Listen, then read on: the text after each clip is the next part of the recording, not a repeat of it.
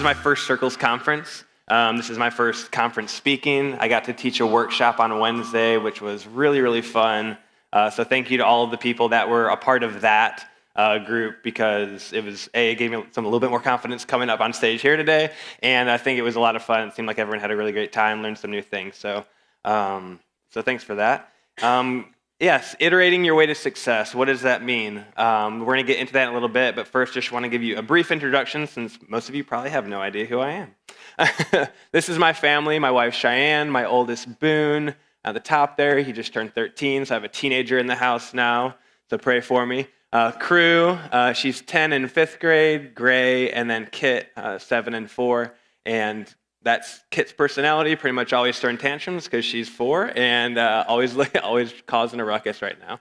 I grew up in Chicago suburbs, so beautiful city. I do miss it a little bit. It's fun to go back every once in a while and see it, but I got to take my 2 oldest there a few years ago and travel around with my wife there and explore the city, which was fun.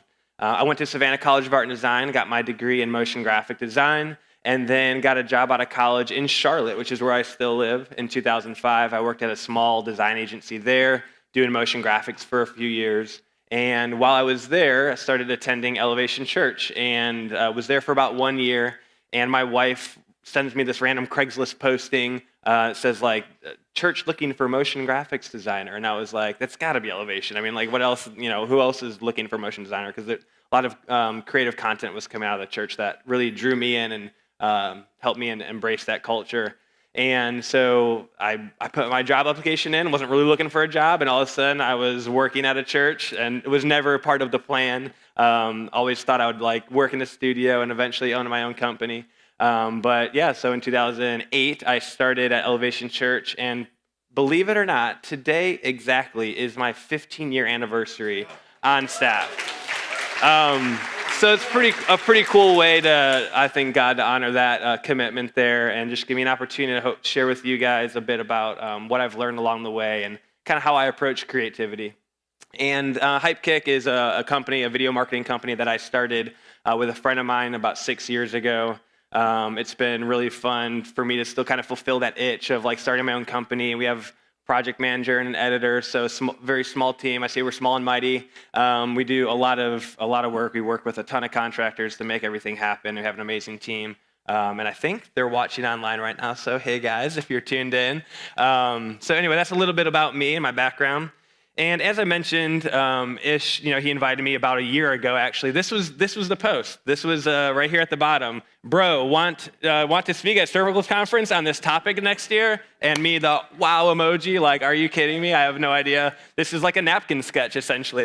It's what does he see there? I didn't know. But basically, I was putting this idea out there. I kind of said I've been developing this, idea about how to kind of solve problems and creative problems.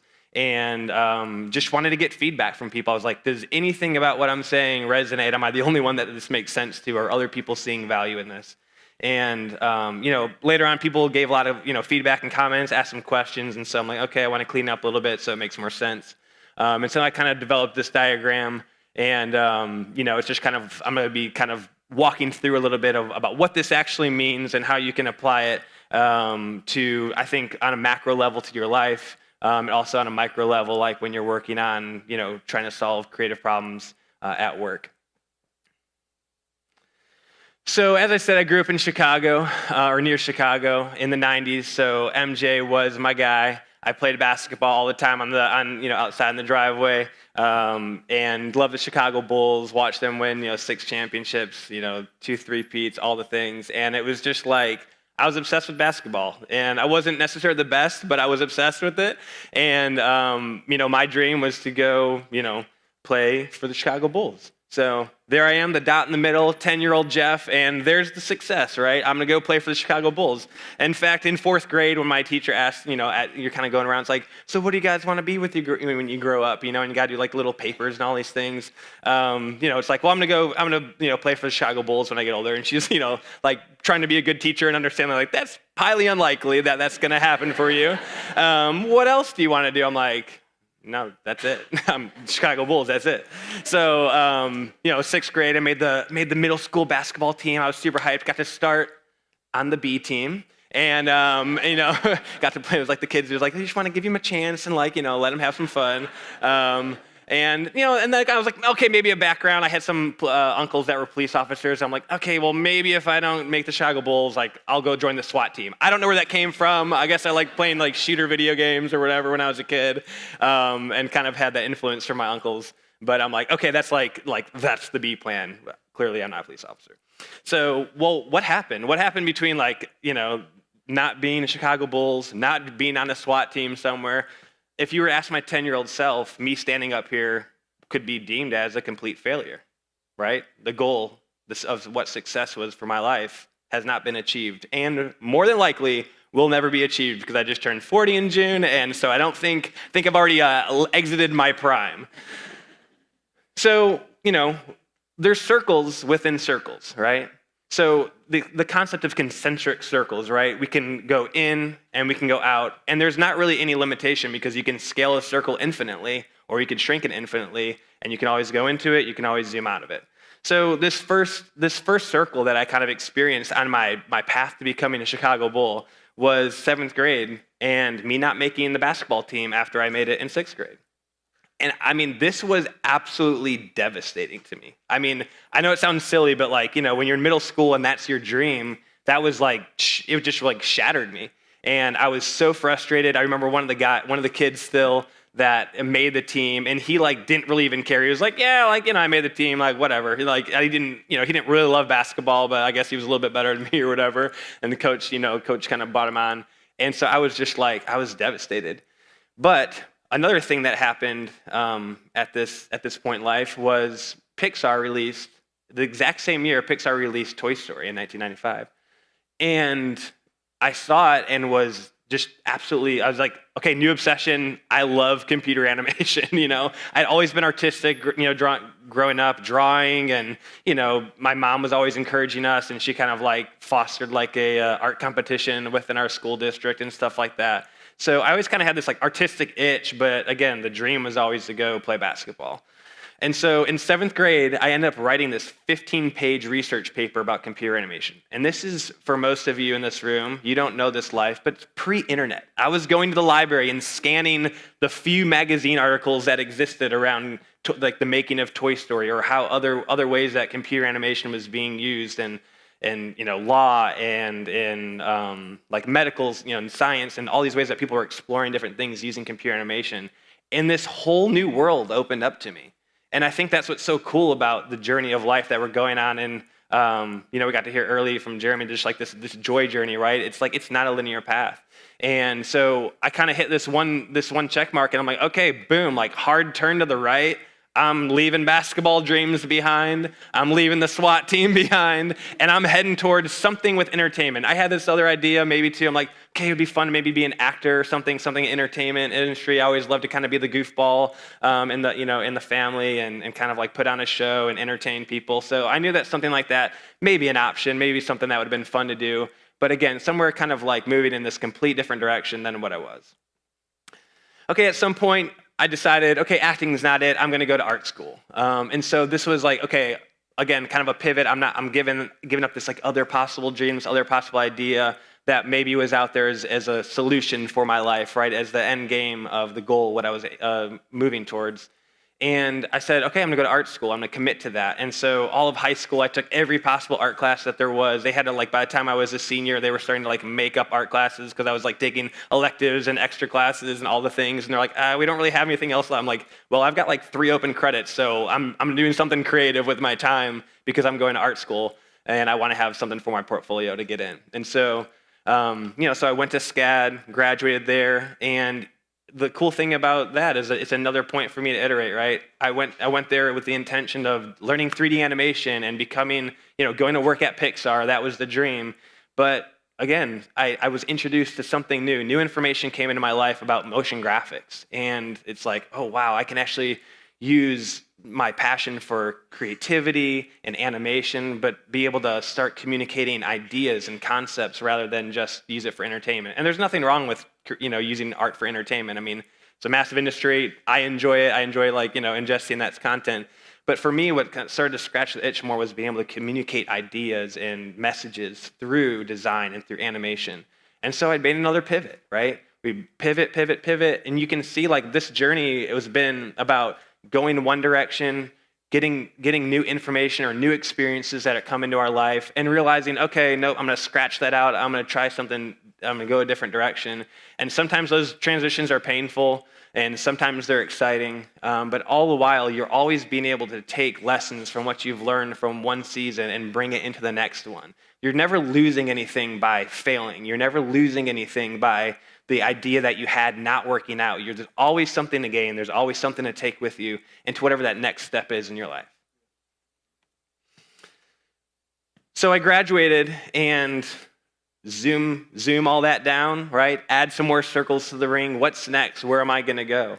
I didn't know. I mean, I ended up getting a job in Charlotte. That was a phone call that I got. I can vividly remember leaving a coffee house, getting ready to go to training to be a security guard at the school so I could stay there a little bit longer and kind of extend my college experience before I had to go get a real job. But I didn't know what was next. I had no idea. And I didn't know that I would be here today. I didn't know that this was part of my journey. This wasn't something that I was like striving for. I put an idea out there, and Ish saw something and said, I want you to share this. And I said, cool, let's go for it, you know? But that wasn't like something that I planned. It was just something that ended up happening because I took that next step. I kind of took an idea and put it out there, and I wasn't afraid to get feedback on it. I wasn't afraid for what might be next. It wasn't like about my idea being validated. It was about my idea being refined. It was about getting feedback and creating something that I can use to serve people. And so that kind of brings me into what does it mean, to actually be successful? How do we redefine success for ourselves? Yesterday, Jessica shared about, finding yourself over and over again. And I love that. I think it's just like stage of life is, not what success might be in the next stage of life. And, when I was younger and didn't have kids, because they able to pour a lot more of time into my work. And like she had kind of talked about, and then you have a family and another kid, and 4 kids later. I had to kind of redefine like what does success look like for my life and as a creative. And I think one of the main lessons that I've learned about what success truly is learning as a creative to serve others and not yourself. See, when I was younger and as a designer at Elevation, and you would think, oh, he's working at church, holier than thou, perfect guy. We all got issues. We're all people, right? And so we all have issues. And so early on when I was, there was some amazing creative talent that was coming into the church. And there's always this sense of competition as creatives, right? It's like we want our ideas to stand out. We want to this thing that we've been working on and fostering, this and nurturing in our minds to come out and see the world and be accepted. And, a lot of times we struggle with, finding our identity in the work that we do or the ideas that we have. And so I wanted my ideas to be chosen. I was fighting to have a seat at the table, to be invited into those meetings where big decisions were being made about what we were going to do next creatively, or being invited to the cool off site where everyone, was thinking about the future of the church. And for whatever reason, it's just I felt like I kept getting left out of those things, similar to maybe not making the basketball team when I was in 7th grade. And, those things really started to eat at me and build a lot of frustration and apathy almost towards my work. Sometimes it's well, whatever. I'm not getting why bother giving my best work if my ideas and I'm not being recognized for what I'm doing. Self-doubt and self-criticism, and honestly even led to some anger. And being at one place for 15 years, there is no doubt that I have gone through some seasons of being I'm done, I'm out of here. Let's go do something different. And I'm sure if you've been at, a work that or a job that you've been at for a while, or maybe even in it could have been even a couple years, you've probably already experienced those moments of am I in the right place? Am I doing the right thing? Maybe I'm supposed to be somewhere else doing something else where my ideas are valued more, or people, care more about me. And I realized that all of the issues that I was having were because I was looking internally. I was trying to serve myself through my work. And even though, yes, I appreciated when I would put something out there and it was serving people at our church and communicating things that I did really believe in, I realized there was this tension going on inside of me, and I needed to start to look at how I can use my creativity and my opportunities to start serving other people around me. I began striving for being a fun and easy person to work with, not just being fun and easy, but to work with. I wanted to be looking for opportunities to help develop my peers, people who were like maybe designers that wanted to learn motion graphics, or young designers that were coming in, and I grew a team of several different motion designers, and opportunities to just be able to share with them the stories that and the struggles that I went through, and be able to help them further in their career, and learn new skill sets and things like that. Keeping the people that I was creating for in mind, right? That's so important to have empathy and an understanding for the audience that we're creating for, and keep that as the primary driver for our ideas and our creativity. And remaining grateful for the job that I have, right? I mean, it's, sometimes we talked earlier, someone was talking about there's layoffs that can come and unexpected things. And, I just was like, wow, I'm in a place where I get to use my creativity for something that I believe in, something that I value, and support the faith that I live my life by. And so my measure of success became a lot more about who I was becoming than what I was achieving and the outcomes that I was experiencing. So how do we do this? First thing, stay humble, right? You don't have to have all the answers. You don't have to be in the meeting with all the answers. You don't have to, be the person that everyone turns to. And it's just it's okay to say, I'm not really sure. What do you think? Add to other people's ideas. Value what they have to bring to the table. It doesn't have to be about you. Infuse empathy into your creative process. And this goes, again, empathy towards maybe your team, as we heard earlier, just other teams within your organization. What are the ideas that they have? What struggles do they have? Let those things spark ideas. Let them share what they've been dreaming and thinking about, and then you get to be someone that helps bring maybe that idea to life. And this is both, sometimes people struggle. It's I'm not really a naturally empathetic person. I was actually talking with some of the people I work with, and they're like, yeah, I'm not empathetic. It's that's something that's just this personality barrier I have. And through a lot of, I've been doing a lot of reading this year and studying in my role as a UX researcher. And I kind of discovered that there's really two different types of empathy. There's emotional empathy, and this is where we really feel the feelings that other people have that are around us. And so when we heard about Jeremy's dog passing away, it's you feel that if you lost an animal, it's gosh, that's that pit in your stomach hits and it brings you back to that. Not everyone can go there. That's not easy for some people. But there's also cognitive empathy, and that's taking the opportunity to reasonably just think about what that might feel like. Even if you don't feel it inside of you, it's okay, it's reasonable to think that if someone lost a pet, that they might be sad, okay? It's okay, or if you're trying to create something for somebody, your user, or if you have a client that you're working with, taking time to understand their user, and even if you can't get to that place emotionally, I think you can still get there and imagine what it would be like and start to kind of build that scenario, so it gives you a framework to think in and create in. And this takes all the pressure off us, and it shifts the focus to the problem at hand and the people that we're serving. Stay curious, and this is the core of being creative, right? Curiosity, ask questions. Again, don't think you have to have all the answers. Ask questions, dig deep into ideas and topics, and learn about people that you don't, that maybe you misunderstand or don't know anything about. Stay creative and stay hungry for that curiosity to lead you into new ideas. Gain context and explore new concepts. So it's moving from the mindset of, oh, I already know, I already have something, I already have an idea, I'm already working on it, to what can I learn here? What can you teach me? How can what you have to offer inspire me, rather than me being the one who's trying to take the reins and run with an idea that I already have. And last, it's to stay committed. Again, like I said, 15 years at Elevation. I'm not saying to stay, if you're in a situation where you're absolutely miserable and there's not really any reason for you to stay there, there may be a time to evaluate. It's okay, it's time to transition and do something different and make a change in my life. But I knew at the core of it, I loved serving at my church. I loved being able to be a part of something that I really believed in.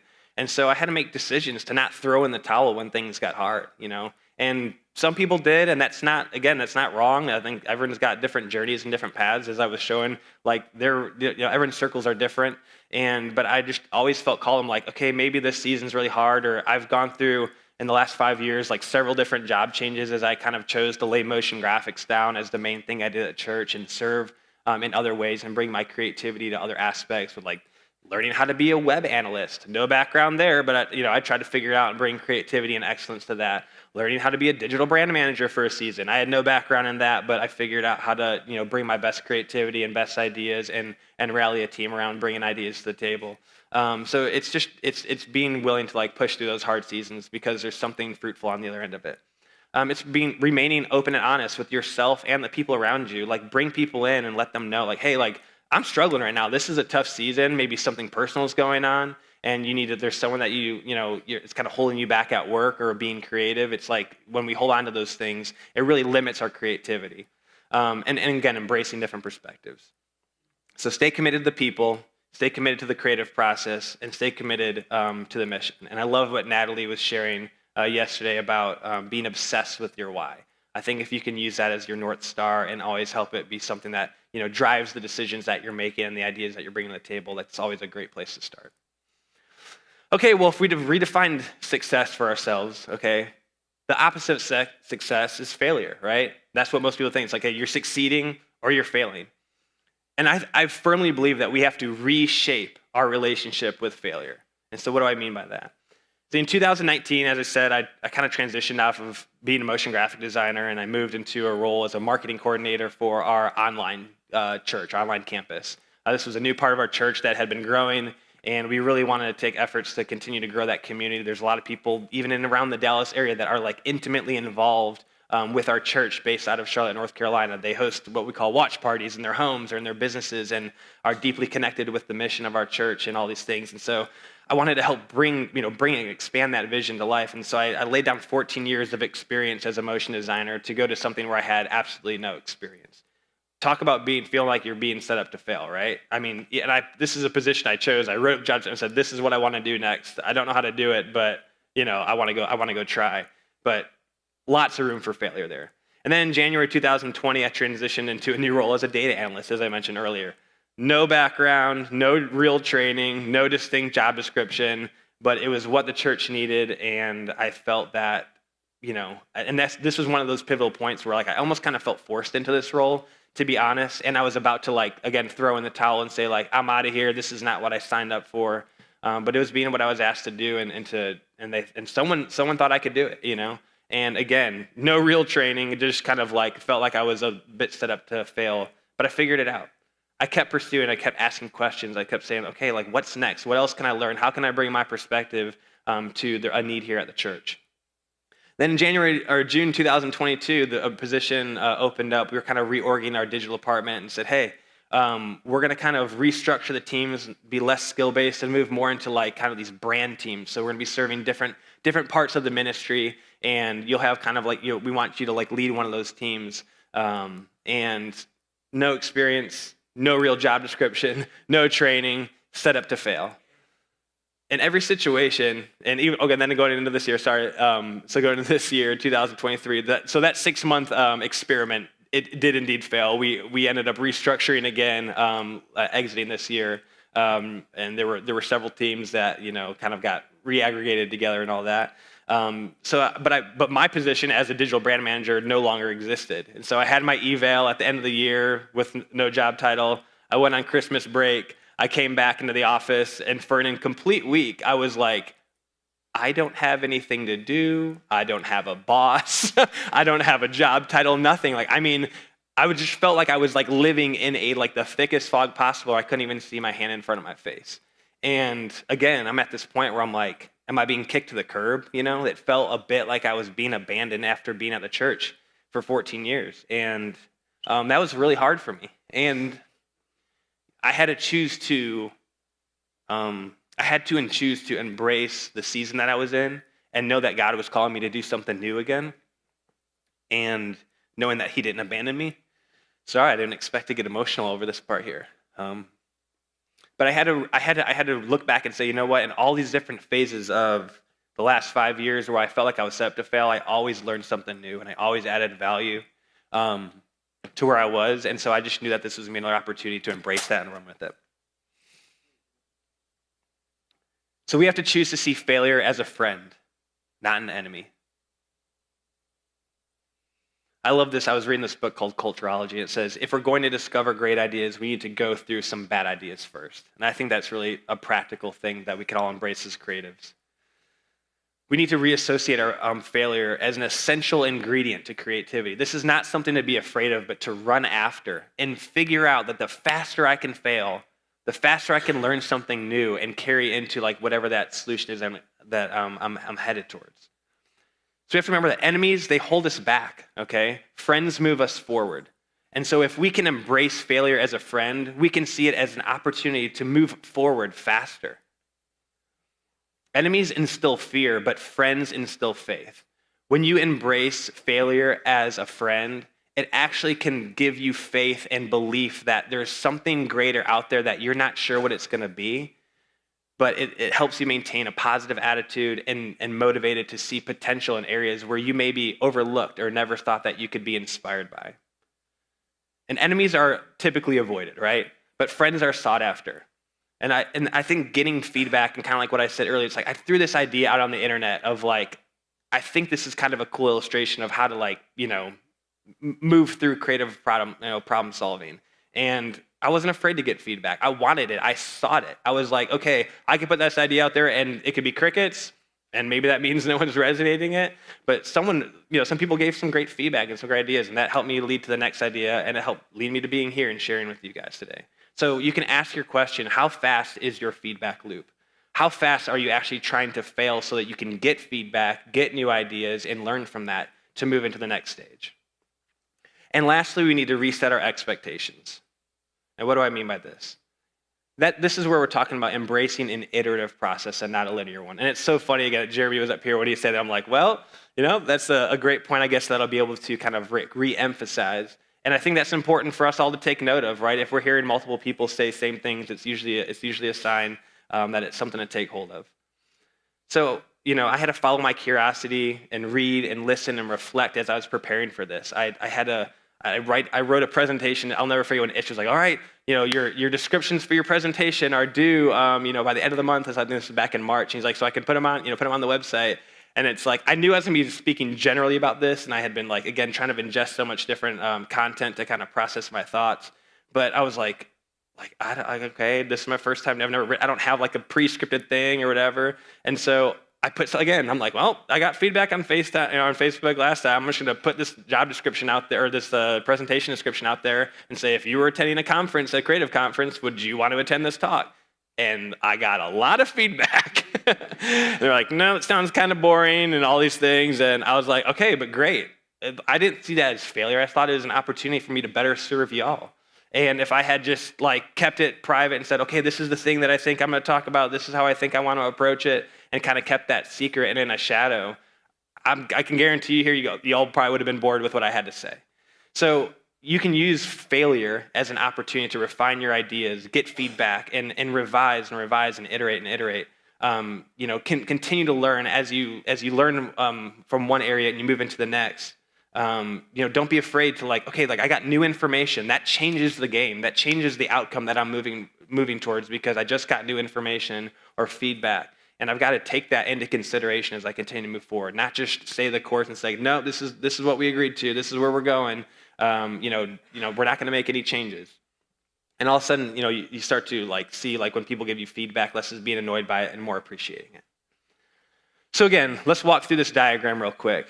So when you're trying to solve something, kind of bring it back into something like a creative problem that you're trying to solve for your client or in-house or freelancer or agency. It could be a business problem. It could be a creative problem. It could be a problem that you're experiencing in your life. I don't really care how you use it. I just think this is a diagram that will really help you kind of move towards finding a solution that's going to not hold you back, but propel you forward.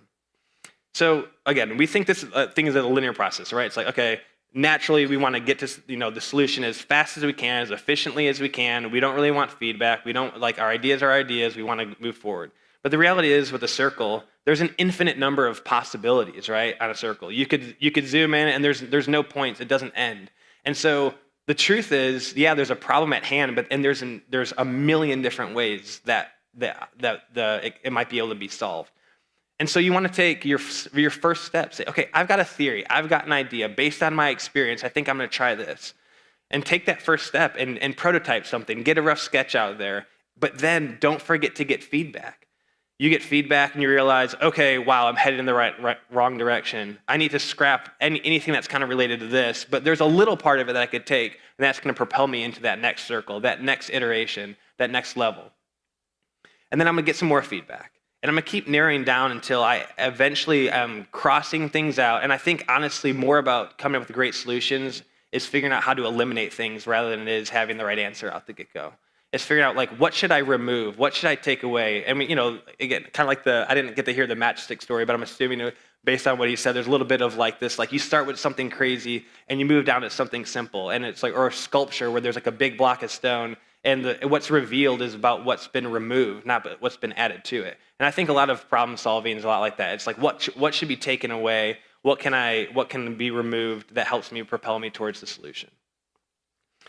And lastly, being creative is hard. We sign up for a career in failure. I don't know if you know that. You every single day are going to sit down at your desk and fail over and over. And maybe it's in small ways, like using Command Z to undo a decision that you made. And you're like, no, I don't want anyone to see that. No, I tried that and that was a bad idea. Maybe it's a big failure. Maybe it's presenting something in a meeting and getting, and you're like really hyped about it. Maybe the team's hyped about it, but the client or the rest of the internal team that you're serving is like, yeah, we don't like that. And that can feel deflating.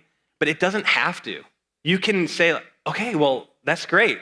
We're going to eliminate this half of the circle. If we go back here, we're going to eliminate this whole half of the circle because we presented something and we realized that's not the best solution. So, okay, now we're going to focus on this half of the circle and move over here. And so just remember that being creative is hard. It's okay. Failure is inevitable. You have to embrace an iterative process or you're going to set yourself up for real failure, which is going to be burnout and quitting and being frustrated and angry and all the things that I was earlier on in my career. It's messy, right? We're dealing with emotions. We're dealing with our own emotions. We're dealing with other people's emotions. We're dealing with people's opinions, expectations, time, energy, all the things that we have to manage. It's not easy. But as you break it down into smaller pieces, you can really find a clearer path to start moving through that mess, and it doesn't have to feel so chaotic. And lastly, I think being creative is worth it. We have the opportunity to bring incredible new ideas to life, innovative things that people have never thought of before. And maybe it's not your idea, but maybe you get to bring in ideas from the people on your team or your clients' ideas and their dreams and bringing those to life. It's such an honor, I think, to have a professional creative role where we get to bring these things into the world. And I just really hope that you guys will walk away from this conference with kind of a new mindset around what success looks like for you and in the season that you're going through and the role that you're in, and knowing that it's likely going to change in the next one, and that's okay. And I hope that you'll consider reshaping your relationship with failure and not being afraid of it, but embracing it as a way to learn and grow and improve upon the ideas that you have started with, and knowing that the end result is not going to be anything where you started. And lastly, I hope that you'll reset your expectations moving forward and remembering that what we do is not a linear process. Embrace the mess. It's not easy. It's not clear. And the faster you can embrace that as a way to to move forward in your career and as a creative, I think the more fulfilling that it will be for you, and you'll get to bring more innovative ideas to life. Thanks.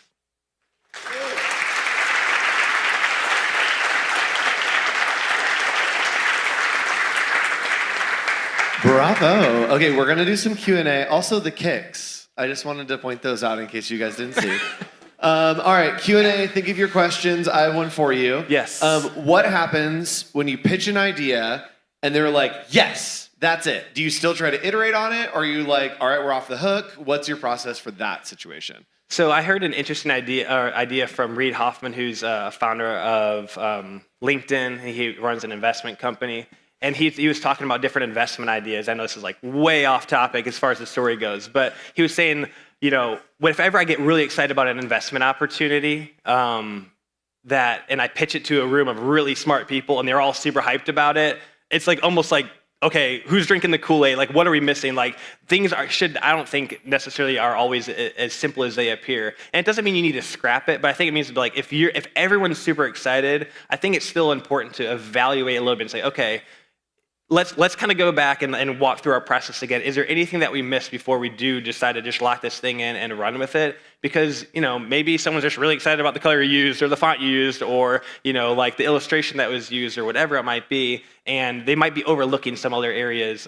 Maybe if a friend's colorblind and they love the color or don't love the color, we're getting feedback like that. So I think it's important to always, if you get really great feedback, maybe you can skip a few stages of iterating. That's not wrong. But I think it's always important to at least go back and kind of just recheck your work, right? Like your math teacher would say, like, go recheck your work before you submit your test, right? So. Sweet. Questions? You look like you're ready. Yes, go for it. Hi, fellow UXer here. Do you have an example of maybe a project or a digital product that you were thinking, hey, this is going to be great for this, but doing research, all of a sudden you're like, oh, we need to pivot this way. Maybe an example of that? Yeah. So as in my new role as a UX researcher, one of the first things that I started asking was, what's important to people when they're looking for a church? And I went as broad as even expanding and doing a survey that reached out just outside of Christianity instead of religious congregations. I wanted to get, if people are seeking faith, it's like, if we're going to build something that's going to help attract people and build community around something that we believe in, I want to understand, like, at the foundational level, like what's important to people when they go visit a church for the first time. And so we're working on redeveloping our app experience from the ground up and our website right now at Elevation. And this amazing design team right here with me is leading that.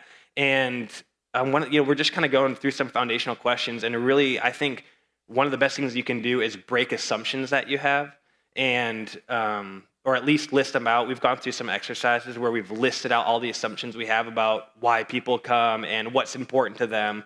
And then we actually went out and asked them.